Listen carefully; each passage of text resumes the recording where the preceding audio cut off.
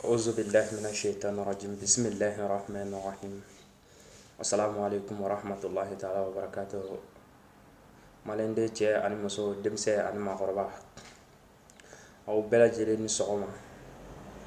ka taa mɔgɔ mɔgɔ b'i sigiyɔrɔ la mun bɛ Mali kɔfɛ min bɛ Mali kɔnɔ n ka foli bɛ mɛlɛnden bɛɛ lajɛlen ye cɛ ani muso denmisɛn ni maakɔrɔba o kɔ tɛmɛnen kɔfɛ ka bɔ yen toujours aw balimakɛ a n'aw denkɛ n'aw dɔgɔkɛ n'o ye Mamadu Ɲasa Tɔgɔla ale de do toujours a kun kɛra tile fila ye n tɛ ka video tourner komi n ye layidu di hɔrɔnɲɔgɔnw ma n ko ni ala ye le 7 yira an kɛnɛma ɲɛna n ko n bɛna interview fitinin dɔ kɛ k'a lase maliyɛnw ma bon bi ye le 7 ye ni ala ka diɲɛ ye 10e mois 2016 kɔnɔna la donc o hokumu kɔnɔna la n ye video min layidu ta aw ye ni ala ma baasi kɛ ni temps ye labɔ kɛ n b'a fɛ ka video ni a expliquer aw ɲɛna kumakan minnu b'a kɔnɔ hakilina mun bɛna k'a yira maliyɛndenw na mais video ni kabi komi n y'a fɔ ka kɔrɔ n ko Mali jeunesse ta don donc ne ka bi video ni ne kabi ma daminɛ fɔlɔ n b'a fɛ k'a fɔ jama bɛɛ lajɛlen ye video ni ni ala ma baasi kɛ a kuntala bɛ sɔn ka jiɲɛ dɔɔni donc komi video caman kɛ ne hakili la baasi t'a la mais nafaba t'a la ne fa fɛ ten kosɛbɛ a surunyani k'a tigɛ ka video cɛya komi n y'o fɔ ka taa ka o ye connexion ko ye quoi mɔgɔw ka connexion kow tɛ kelen ye minnu bɛ wifi la olu bɛ se k'a lamɛn tranquillement mais minnu ta ye forfait ko ni n t'a dɔn crédit ko ye a ma nɔgɔ olu bolo o lamɛnni ka gɛlɛn dɔɔni parce que ni video jiɲɛna n'i ko i k'a lamɛn ka ban a bɛ dɔw ka forfait fanga dɔgɔya donc o hokumu kɔnɔna na n b'a fɛ ka video ni titre fɔ fɔlɔ yanni n ka don kuma kɔnɔna la bon ni mɔgɔ min ka forfait ma se ka lamɛn k'a ban i bɛ se ka don YouTube kɔnɔna la n'i y'a discarger k'a bila i kun i b'a lamɛn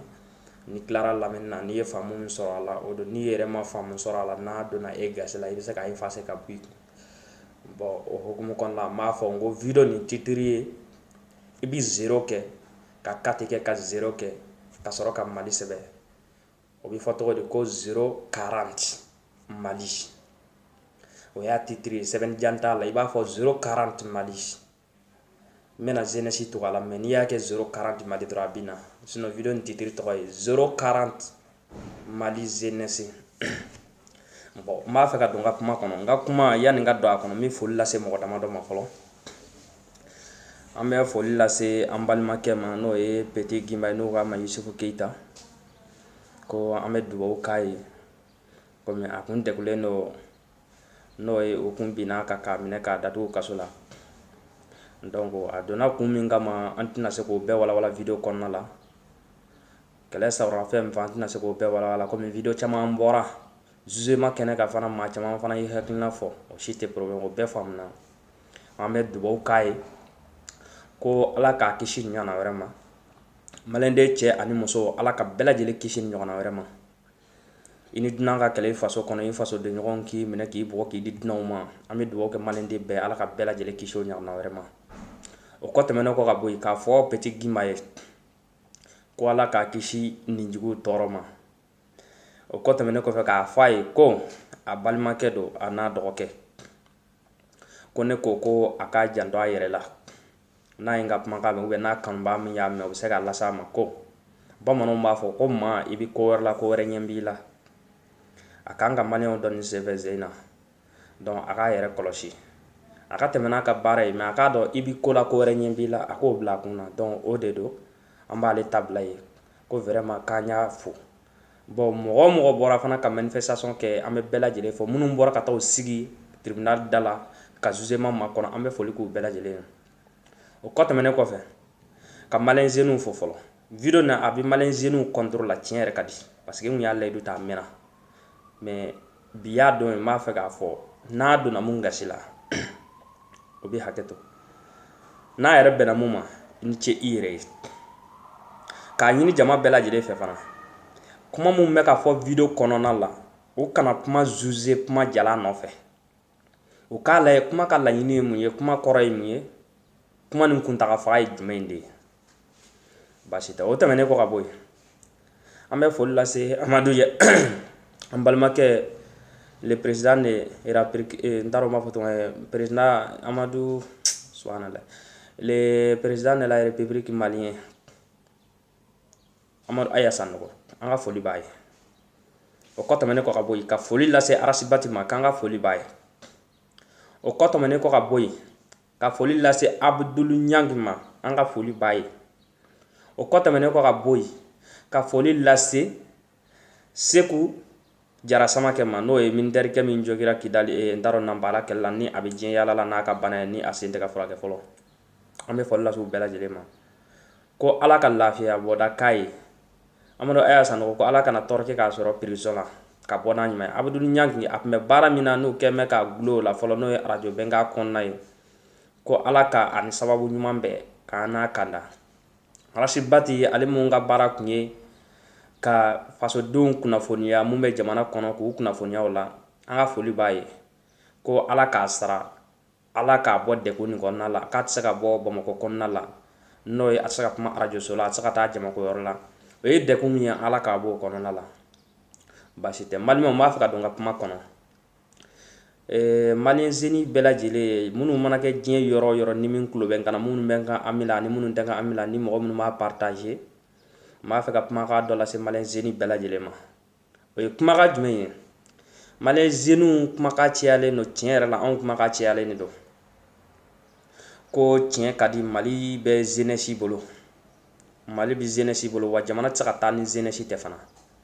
O ye tiɲɛ ye. Ko an ka fɛɛrɛ kɛ cɛkɔrɔba jugu minnu b'an kunna, cɛkɔrɔba bɛɛ man jugu o ye tiɲɛ ye mais plupart mana juguya a bɛ fɔ ko cɛkɔrɔba jugu bɛɛ.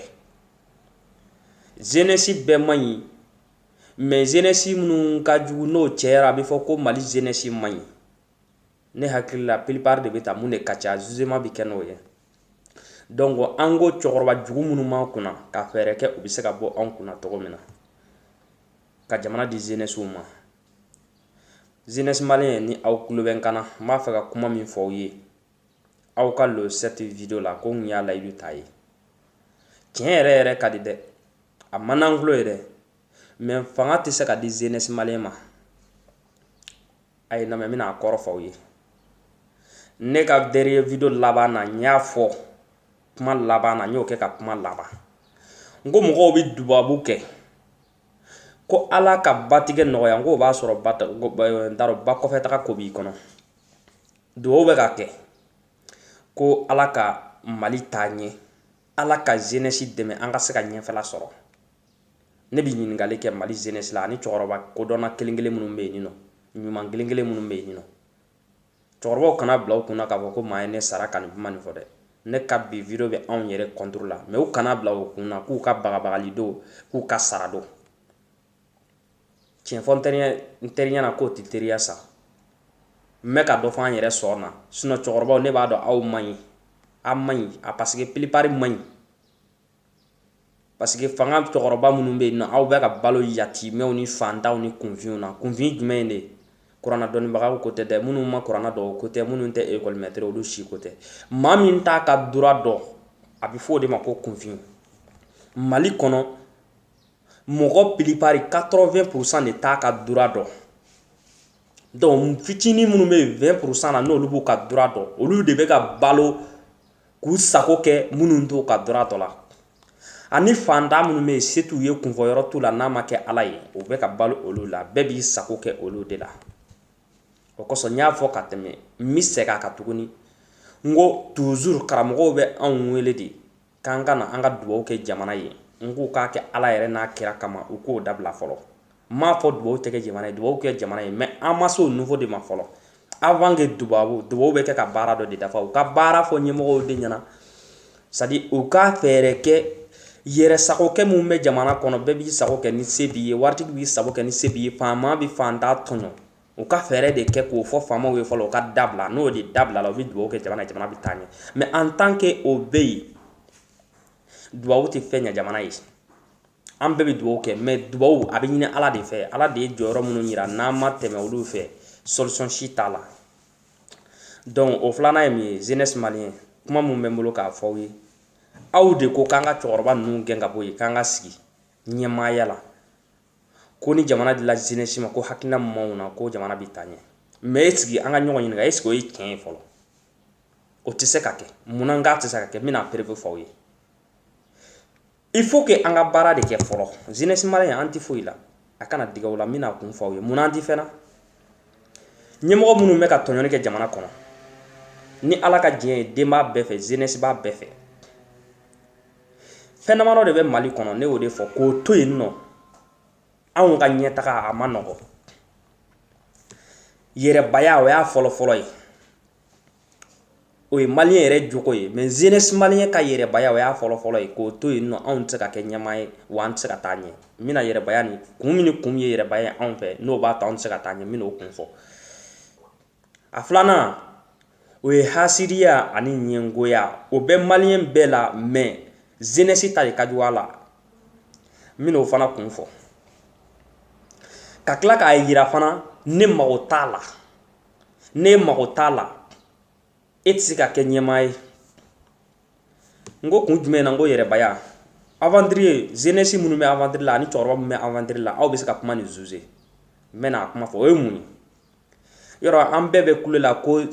jeune diplômé sans emploi k'o de ka ca Mali la jeune mun bɛ yen nɔ k'a tɛ baara la k'o ka ca Mali kɔnɔ o ye tiɲɛ ye mais est-ce que n b'aw ɲininka minnu bɛ sigilen Mali kɔnɔ yen n'u tɛ baara la an ka ɲɔgɔn ɲininka est-ce que baarantanya de y'a bɛɛ ye wa a fɔlɔ-fɔlɔ ye yɛrɛbaya ye o ye yɛrɛbaya jumɛn ye fɛn o fɛn ye base min kɛ école kɔnɔna la n'o ye métier ye i ka taabolo i ye kalan kɛ n'o ye e tilala kalan na e sigilen don ko ni o baara tɛ i ye métier min kɛ i ye centre min kɛ n'o baara tɛ k'e tɛ baara wɛrɛ kɛ jamana kɔnɔ e bi baara min na ni e m'o sɔrɔ e ko e tɛ baara kɛ jamana kɔnɔ i dun mi balo n'i y'a sɔrɔ so t'i fɛ fana i bɛ loyer sara i bɛ ji sara i bɛ courant sara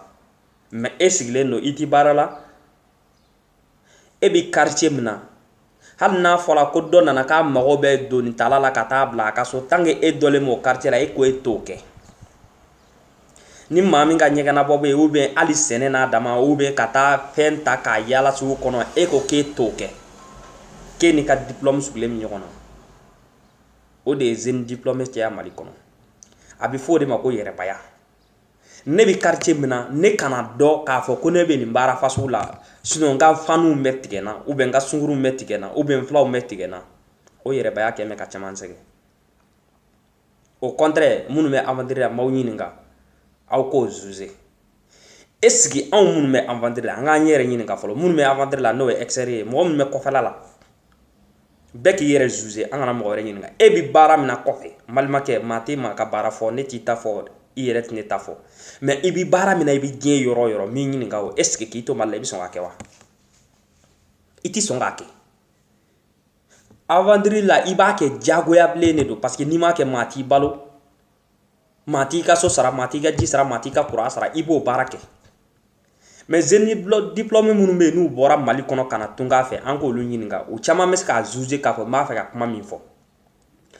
e b'i ka diplôme da Mali la yen nɔ k'i bɛna ɲini Europe i banna baara min na i faso la yen dɛ k'i t'o kɛ dɛ i bɛn'o kɛ tunga fɛ a diyara i ye a ma diya i b'a kɛ ou bien i bɛ segin i nɔ na o filanan ye mun ye k'a yira aw la fana k'a fɔ o yɛrɛbaya o de y'an to kɔ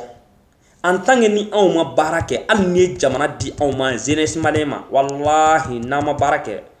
an bɛ tila ka terrain ɲini an dafɛ jamanaw fɛ ka taa an sigi yen parce que Mali a bɛ feere ni Mali dila jeunesse ma ne yɛrɛ ye jeunesse ye faso kanu banna wallahi an tɔɔrɔlen don k'o yira aw la k'a fɔ ne ye video minnu bɔ cɛkɔrɔbaw contrôle la n'o ye 033 034 035 036 a bɛ YouTube sanfɛ komi ni video jɛnyana n tɛ sɔn k'a bila Facebook sanfɛ a lamɛnni ma nɔgɔ o de kosɔn komi n ye nin layidu ta mɔgɔw ye bon n b'a fɛ k'o de bila Facebook kan n'a lamɛnni ma bɛn min ma fana ou bien n'a mɔgɔ min ka connexion ma se k'a permettre i bɛ se ka don YouTube sanfɛ k'a ɲini 040 komi n y'o fɔ déjà sinon video nin ne tun t'a fɛ k'a bila Facebook kan parce que a tun t'ala ka jan dɔɔni mais komi n ye layidu ta mɔgɔw ye kaban i bɛ se ka don cɛkɔrɔbaw ka fɛn kɔnɔ n'o ye 033 ye k'a dɔn k'a fɔ ne tɛ jeunesse contre la bɛɛ n'i ɲiyɔrɔ de don kuma bɛɛ n'a fɔ waati de don komi action damadɔ de bɛ ka tɛmɛ jamana kɔnɔ faamaw de bɛ k'u sago kɛ jeunesse la jeunesse sigilen don k'a lajɛ anw bɛ piripiri mais an tɛ se ka ji sɔrɔ donc o yɔrɔ an k'a jateminɛ quoi tiɲɛ yɛrɛ ka di n'i ye jamana d'anw ma sisan ne b'a dɔn an tɛna se ka taa ɲɛ non parce que an tɛ ka baara kɛ ni n ko an tɛ ka baara kɛ mɔgɔ mun mana minɛ ɲɛmɔgɔw fɛ ka dimi ka wuli ka manifestation kɛ k'a labɔ o kaɲi o ye fasoden ɲumanya de ye minɛ mais après ça dun o kɔfɛ dun mun bɛ yen parce que anw ka sigi ye fɛn dɔ ye maliyɛn yɛrɛ ka sigi o ye maliyɛn yɛrɛ bɛɛ lajɛlen taala ye anw ka sigi ye fɛn dɔ ye anw ta bɛɛ ye wuli ka bɔ k'a ye wuli ka bɔ kan mais anw ta tɛ kana se maa ye bamananw nun ko ten ko kana se ma k'o de ka fisa wuli ka bɔ k'a ye avant que action ka na a y'a kunbɛn bani mais a nanin kɔrɔ kɔfɛ a selen kɔrɔ kɔw ma tuguni n'i ko i b'a kɛlɛ o bɛ temps ta kojugu quoi ko bana kunbɛn ka fisa bana furakɛ ye anw ka ɲɛmɔgɔw b'u sago kɛla anw na ne delila k'a fɔ n ka vidéo la n ko Burama Touré o ye journaliste ye a tununa depuis le 4 février 2016 journaliste sigilen don k'a lajɛ cɛ tɛ ka kuma muso tɛ ka kuma maa wulila ka kuma wa Arasibati minɛna k'a suspend jeunesse wulila u y'u ka nisɔngoya yira tiɲɛ yɛrɛ u jɔyɔrɔ yɛlɛ u y'u ka nisɔngoya yira k'a yira maliyɛnw la k'a fɔ an tɔɔrɔlen de don fo Arasibati ka bila u y'a bila mais o ye liberté provisoire de d'a ma k'a tɛ se ka bɔ a ka commune 1 kɔnɔna la a tɛ se ka kuma radio la a tɛ se ka taa jamakoyɔrɔ la mais u y'a labɔ esigi labɔli nin a ye nafaba ɲa wa parce que a labɔra kun min kama a tɛ se ka kuma mais jɔnni bɛ ka kuma o la Abdou Niang nana suspend ye k'a jigin ka bɔ radio Benga Dame sanfɛ u bɛ ka manifestation fɔlɔ kɛra samedi tɛmɛnen ko dɔwɛrɛ bɛ yen samedi nata k'a yira ko journalistes ka droit ka d'u ma mais o ye ka wuli ka bɔ k'a ye o ye c'est trop tard ye quoi jeunesse sigilen de don ne y'o de fɔ maliyɛnw ye n ko tiɲɛ yɛrɛ ka di an ka karamɔgɔw bɛ kuma dɔ fɔ an ye n bɛ segin a kan ko diɲɛlatigɛ ka gɛlɛn mais malatigɛ ka gɛlɛn kojugu walahi maliyɛnw aw de wulila k'a bolo fila kɔrɔta président n bɛ kuma n b'i tɔgɔ fɔ kuma nin kɔnɔ mais kuma nin t'i ta ye a grâce à Sanogo e de bɛ présidenya la bi ni Sanogo tun tɛ wallahi an ka la sababu bɛ Ala de bolo mais ni Sanogo tun tɛ i tun tɛ place nin sɔrɔ bi mais i nana i ye Sanogo minɛ k'a datugu Sanogo datugulen filɛ nin ye maliyɛnw de wulila k'a fɔ ko Sanogo ye coup d'état kɛ k'a diyara an ye maa min kumana 80% de kumana ko kuma nin coup d'état nin k'a diyara u ye mais Sanogo minɛna k'a datugu maliyɛnw jɔnni wulila ka kuma n b'a fɛ k'o mɔgɔ dɔ k'i tɛgɛ kɔrɔta k'ale wulila ka manifestation kɛ ko pour que Sanogo ka bila u ye mun fɔ an ye k'a ye mɔgɔw faga a ye militaire dɔw faga dɔw yɛrɛ ka kɔlɔn kɔnɔ mais i bɛ ka sigili ni sisan cɛ mɔgɔ min bɛ ka faga kɔrɔn fɛ hali ATT tile la o ma faga maa minnu bɛ k'o mɔgɔw faga est ce que olu bɛ ka faga wa olu bɛ ka minɛ wa a bɛ ka taa Amadu Aya Sanogo minɛ k'o datugu parce que a b'a dɔn n'a ye Aya bila bi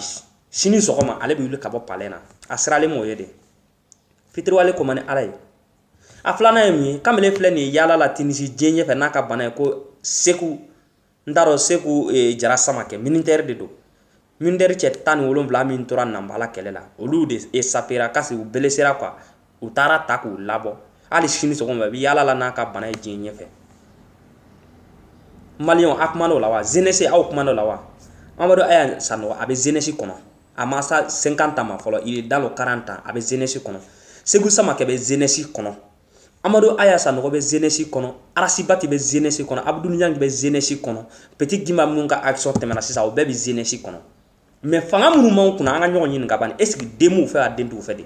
aw delila ka faama jumɛn ye ministre jumɛn ye député jumɛn ye maire jumɛn ye ko a den wulila ka démissionner ou bien ka dimi k'a ka nisɔngoya yira k'a fɔ ko jeunesse bɛ ka tɔmɔ a y'o dɔ yira na ban Petit Gimba ko nin na yanni jugement dɔw cɛ mɔgɔw ye vidéo kɛ tiɲɛ yɛrɛ la n tɛ n'u jalaki mais u ye vidéo min kɛ a ma ne content kosɛbɛ quoi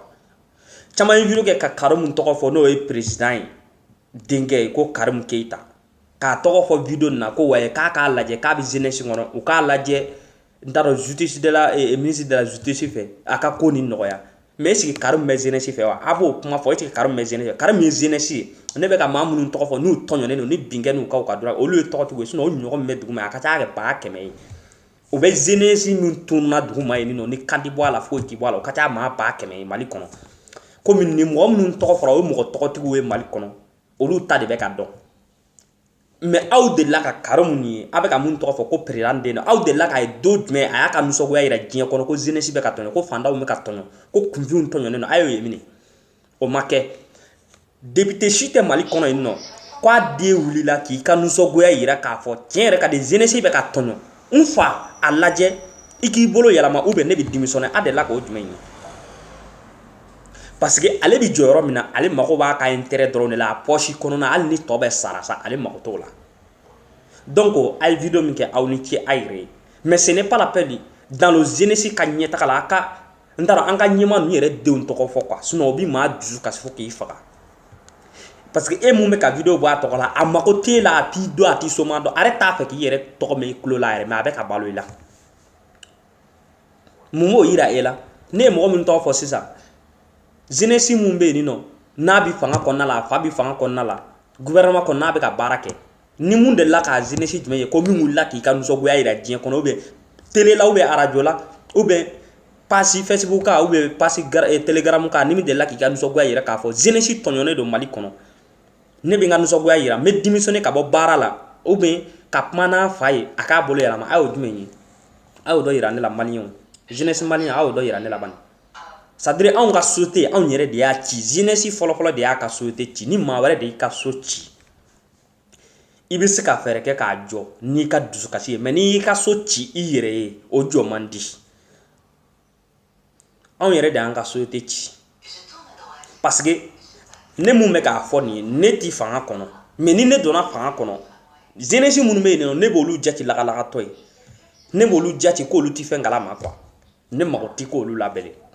bɛɛ bi kule tiɲɛ yɛrɛ an bɛɛ bi kule mais e mun bɛ ka kule e ɲɔgɔnna baden de bi fanga kɔnɔ yen nɔ olu yɛrɛ mago tɛ jeunesse yɛrɛ la fiyewu ni n ko mago t'a la ni ma deli k'a dɔn ye ni mun delila k'a dɔn ye journaliste kɔnɔ k'o fɔ ne ɲɛna bani ko jeunesse minnu bɛ yen nɔ Mali kɔnɔ fanga kɔnɔ k'u dɔ delila ka wuli k'u ka nisɔngoya yira k'a fɔ ni nin ma kɛ ne bi démissionner ou bien n fa k'a jɔyɔrɔ bila nin kama a bɛ ka ministère de la justice min fɔ n ko den b'a fɛ jeunesse t'a fɛ wa président de la République n'o ye Ibrahim Boubacar Keïta ye a den Karimu a tɛ k'o tɔgɔ fɔ a ka vidéo la wa a delila k'a wulilen don jumɛn k'a ka nisɔngoya yira k'a fɔ ko Sanogo minɛna ko Arajibati minɛna a delila k'o dɔn don jumɛn ça veut dire olu de mago tɛ anw na yɛrɛ de quoi donc fɛn min bɛ anw ka faso jɔ jeunesse ye fɛn min bɛ jeunesse jɔ k'anw ta ɲɛ hali ni jamana dil'a ma k'an bɛ se ka baara kɛ n'a ye il faut travailler f'an ka baara de kɛ an ka yɛrɛbaya de dabila yɛrɛbaya ni ɲɛngoya ni hasidiya en tant que o ma bila an kana bila an kunna k'a fɔ ko hali ni fanga dir'a ma k'an bɛ se ka fɛn kɛ nunca e ko e ye diplôme mun kalan n'o baara tɛ k'e ti baara wɛrɛ kɛ n'e m'o baara sɔrɔ dun i bɛ mun kɛ i bɛ bingani kɛ ou bien sonyɛni o ye diyagoya ye ou bien i bɛ nkalon tigɛ i balo cogo ɲinini kama mais jeunesse hakili lajigi dɔɔni faama minnu bɛ yen nɔ n'u bɛ ka mɔgɔw latunu u bɛ maa minnu bila ka taa maa minɛ est ce que cɛkɔrɔba b'a la wa a bada jeunesse dutigi ka taa i da i disi kan i ka du kɔnɔ téléphone nɔfɛ moto nɔfɛ wari nɔfɛ n'u m'i sen kari k'i bolo kari k'i ka minɛnw cɛ jɔn de b'a kɛ jeunesse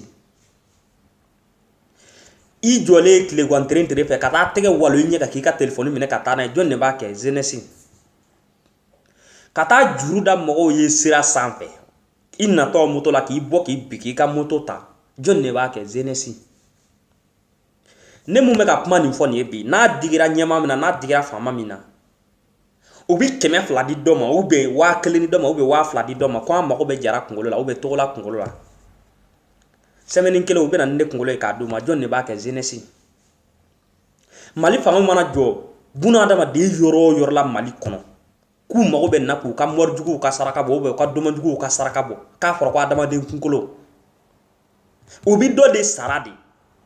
o bɛ taa tigi kolo ɲini ka na ou bien o bɛ taa tigi kɔnɔ fara k'a pièce bɔ ka na n'a ye jɔn de b'a kɛ jeunesse malien i donc Mali cibaga anw yɛrɛ jeunesse fɔlɔ de don parce que n'i bana baara ma jagoya i b'o de kɛ n'i m'o kɛ i ti balo donc an kana fɔ k'an bɛ baga cɛkɔrɔbaw ma cɛkɔrɔbaw ne yɛrɛ y'u classe d'u ma n y'u classe d'u ma Ala b'a dɔn kira b'a dɔn cɛkɔrɔbaw ma ne sara ka nin kuma nin fɔ ne ti cɛkɔrɔba yɛrɛ dɔn k'a fɔ k'o bɛ na ne wele ka nin kuma ne sadi n t'a dɔn n b'a fɔ cogo min na o kariya yɛrɛ tɛ cɛkɔrɔba la quoi parce que n'i y'o fɔ ne ɲɛna ne bɛ mun d'i ma n dalen b'a la i bɛ sɔn ka ne bɔ i ka maaya kɔnɔ donc a kuma nin kun tɛ ko ni bɛ cɛkɔrɔbaw fɛ n ye cɛkɔrɔbaw ɲiyɔrɔ d'u ma déjà mais jeunesse de ko an ka fɛɛrɛ de kɛ fanga jugu mun b'an kunna o bɛ se ka bɔ an kunna cogo min na pour que jeunesse ka se ka ɲɛ sɔrɔ ne de ko ten jeunesse bi ɲɛ sɔrɔ jamana bi di jeunesse ma dɛ a bi kɛ yɛrɛ de mais avant que a ka kɛ il faut que jeunesse ka baara de kɛ ka ɲɛngoya ni hasidiya ni yɛrɛbaya f'an k'o de dabila ne ye action damadɔ min fɔ nin ye jɔn bɛ se k'i bolo kɔrɔta k'a fɔ k'o baara nin kɛbaga Mali kɔnɔ ko jeunesse tɛ hali ni mago bɛ adamaden kunkolo la Bamakɔ kɔnɔ bi ou bien ce région de la ou bien région ta nin kɔnɔna la ni mago bɛ buna adamaden kunkolo la diɲɛ yɔrɔ o yɔrɔ taa dati 200 di dɔrɔkɛri dɔ ma zeni ndaro ma bato zeni munu sigilen do yinino nu te ka barake ala kama ta wa keme da do ma wa ta na do ma hal na ale ka nyana ma yere to bi be o tungolo yini ni ma ba nyini kana dima jeunesse de ba ke chokoroba kelen tala ne ma munu to ko fo nu minena ma munu arasibati mine sufe aw nyini nga ni chokoroba bala jeunesse de amne ka duma e yere mine ka di chokoroba o ma e ba fo ke bi tanye petit jima mo mun ya buga aw nyini nga chokoroba de bala jeunesse donc o hokun konna la même fo jama bela jele ay to anga sabali jeunesse ka nyeta ka de il faut que jeunesse ka bara de ke ka réfléchir folo janu ka koke o réfléchir mais ne chokoroba yi bla bara la bara mu be ere contrôle la jin ka wari nko o be bi fanga na jin ko wani i ka do ka fo dono a kololo na yere de ka donc jeunesse be kule jala mina de ay to anga sabali fem fla de be fango de buanga kula fala folo yire baye ka fo ne ni diplôme nun kala no bara te ne ti bara wereke no mo blaka buanga kula antitani a flana ne bi fanga kono alhamdulillah menga dumuni songo soro menga so sara menga gisara taw kungo ne makoto la fo ko de blaka buanga bara koro donc ma fa ko video kungurun la se jama bela jerema ne ala ka jin video re bi ko fe kana ni inshallah maintenant dati fo la ni yaw ka so ma da fe folie fola aw banma ke mo nya sa to la ni lay dum tan le 7 vidéo ni yo le 7 vidéo donc de ko be mununka amed bo ko no ya da ku yi hakina nyuma ka di mali jeunesse ma faso bi ka tanye to ko mina amo yini ala fe ne ala ka sebaya ako ke jamana yi mais avec ke jamana yi consomme na nyo fo il faut que anga se kan ko di sinon dubo da mati fenya dubo de be ke ka bara dafa donc ma fa ko la se malende ci an muso demsen ma ko bela jelema koni aw ka lo 7 vidéo ni mu ye famya soro akono o do ni mu yere ma famya soro akono te bare hakli ko do beni ka clashi do donc me bela jele fo la me ba bela jele koni yaw ka foli assalamu alaikum wa rahmatullahi ta'ala wa barakatuh